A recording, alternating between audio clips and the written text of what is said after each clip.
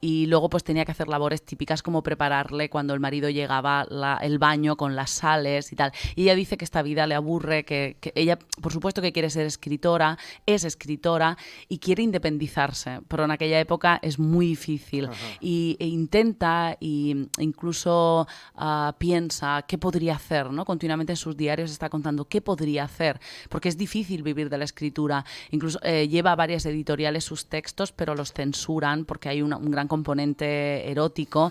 Incluso habla de incesto, habla de relaciones homosexuales y bueno, y un gran alto contenido sexual. Y entonces, aunque a nivel literario es muy potente, pero claro, los editores de aquella época no se atreven a publicarle, y no es hasta 1966 que ella consigue que le publiquen, consigue tener éxito y de alguna forma consigue la independencia económica total. ¿Vale? Porque sí que ella va ganando algún dinero. Incluso algo curioso de Anaïs es que la verdad que mantiene la relación con su marido hasta el final, pero tiene muchísimas relaciones amorosas con otros hombres, incluso mujeres, y entre ellos el escritor Henry Miller. El escritor estadounidense Henry Miller, que conoce en Francia, en la época en la que él vive allí, junto a su mujer June, y mantiene una relación amorosa con los dos, con Henry y con June. Bueno, Anaïs, sí, no. Luego también tiene una relación con su psicoanalista Otto Rank, que es colaborador de Freud, y hubo una época en la que se interesa por el psicoanálisis. Ella misma, incluso para ganarse la vida, llega a tener pacientes como psicoanalista. Como una intrusa de la profesión. Sí, totalmente. Pero bueno, lo abandona porque dice que, bueno, de alguna manera... A lo mejor no es muy legal, ¿no? A lo mejor, sí, correcto. Incluso dicen también, dicen no, ella cuenta que tiene alguna relación sexual también con algún paciente. Pues, o sea, que es un... Bueno, pero... Para empezar como has empezado hoy, no tenía para tanto tampoco. Pero es la gran escritora, la primera escritora de literatura erótica. Es una mujer que transgrede las normas sociales y literarias de la época y que se revela a su condición de esposa perfecta, ¿no? En una sociedad que era difícil, ¿no? Que esto sucediera. Y luego es un gran icono feminista, ¿no? Porque al final está defendiendo la libertad y la posición de la mujer en la sociedad, en la profesión y en la escritura, ¿no? Bueno, te cuento un poquito. Henry Miller dice de ella, que cuando la lee por primera vez, dice: cuando trato de imaginar de quién es deudor tu estilo, no recuerdo a nadie con el que tengas el más ligero parecido. Me recuerdas únicamente a ti. O sea, bueno, un estilo muy, muy, muy, muy, muy personal. Hay que decir que Anaïs sisaba dinero al marido, el dinero que le daba a lo mejor para hacer compras y mantener la casa, y ayudaba a Henry Miller. Y también le ayudaba a nivel literario, ¿no? Y le ayudó, por ejemplo, en sus novelas, en Trópico de Cáncer y Trópico de Capricornio. O sea, era su amante, pero a la vez también era una especie de musa, ¿no? Y colaboradora. O sea, e inspiradora, además de, entre comillas, mecenas, porque Henry Miller en ese momento no era conocido, estaba intentando ganarse la vida como escritor, no es el escritor que conocemos hoy, famoso, ¿no? Por eso, cuando se publican los diarios, por primera vez, algunos nombres se quitan, ¿vale? Y no es hasta, por ejemplo, el marido pide que no aparecer, y no es hasta la muerte del marido donde también se expresan estos fragmentos donde aparece él. Bueno, es que es muy delicado, ¿no? Porque ella se expresa con una claridad y transparencia absoluta todas sus relaciones. También tuvo una relación con el escritor dramaturgo Antonin Artaud, que es uno de los grandes autores surrealistas. Ella, que pertenece al movimiento surrealista que inicia en Francia André Breton, ella, sus textos o su estilo es surrealista, que está entroncado, ¿no? con este psicoanálisis, con el mundo de los sueños. Bueno, es más allá de aquello que está por encima del realismo, ¿no? Que pertenece al mundo onírico, y por eso es una escritura que a veces también está en una línea entre lo narrativo, la prosa y la poesía, ¿no? Y donde está contando su realidad, pero a través de una manera, pues eso, onírica o poco realista. No sé, es muy interesante, la verdad. Otto Rank, por supuesto, también es otro de sus amantes, además de maestro y su propio psicoanalista. Y luego, algo ya muy fuerte. Yo sé que este personaje va a resultar fuerte, ¿no? pero es que también tiene una relación de incesto con su padre. Como he dicho antes...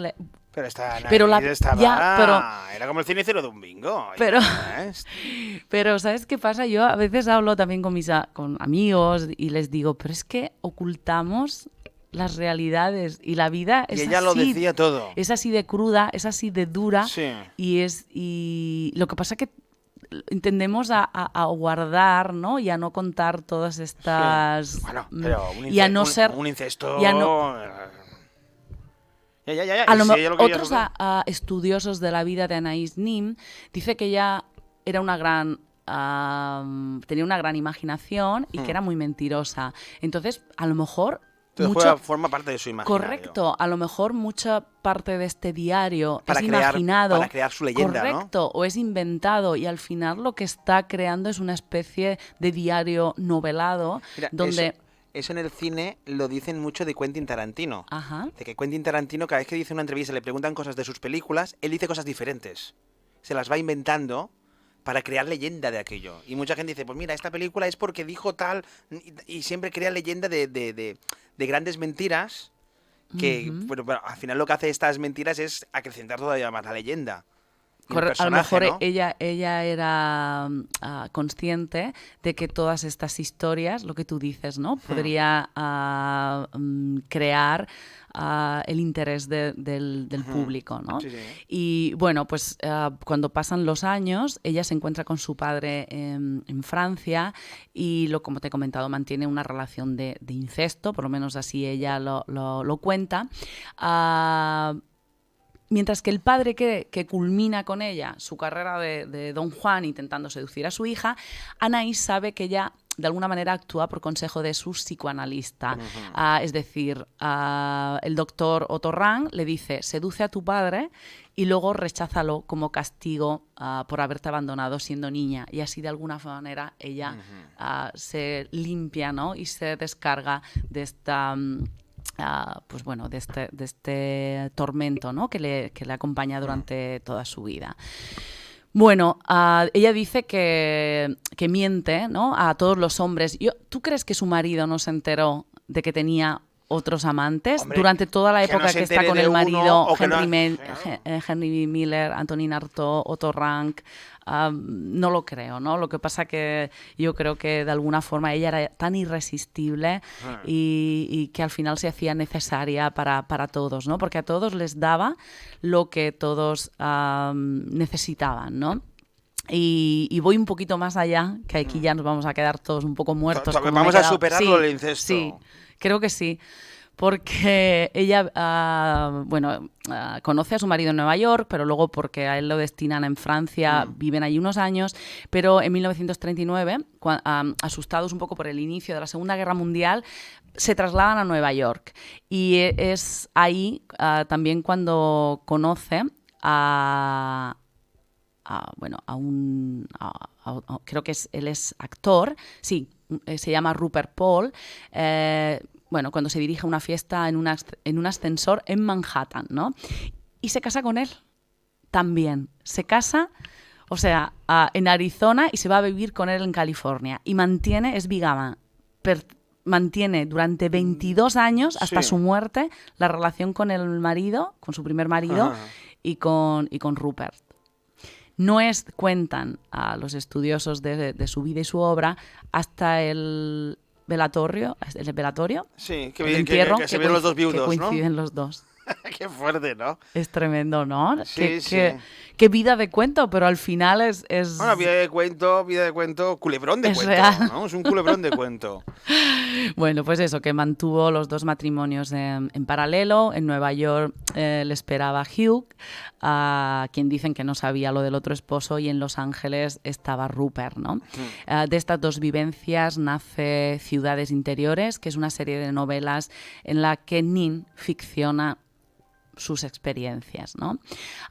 Después de publicar en los años 60 su famoso diario, es invitada a dar conferencias en universidades de muchos países, recibe el doctorado honorífico de la Philadelphia College of Art y fue elegida miembro del Instituto Nacional de Artes y Letras de Estados Unidos y obtuvo el premio a la mujer del año de Los Angeles Times en 1976.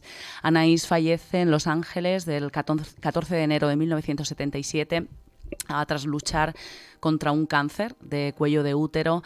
Y durante los años 90 uno de sus maridos, Rupert, que fue nombrado su albacea literario, publicó los volúmenes de los diarios de Anaïs ya en versión sin expurgar, con todos los nombres y con todo, bueno, con toda... con todos los detalles. Sí, bueno, Paul respetó lo que te contaba antes, la voluntad de Hugh Giller de no incluir los pasajes en los que aparecía hasta después de su muerte, ¿no? Es que estoy pensando, ¿no? en todos estos personajes, sí. y en cómo alguien cuenta de manera tan abierta sus experiencias. Sí. Y lo bien que se lo ha pasado ya en la vida. Sí. ¿No? O sea, al final es una manera de decir, yo he disfrutado de la vida, pero he estado donde he querido y con quien he querido. Sí, es que si leemos, ¿no?, sus diarios, sus fragmentos y bueno, pues ella expresa así, ¿no?, una gran libertad para vivir su vida. Y ella dice que el arte es un método de levitación, separa a uno de la esclavitud de la tierra. Dice, cuando haces un mundo tolerable para ti mismo, haces un mundo tolerable para los demás.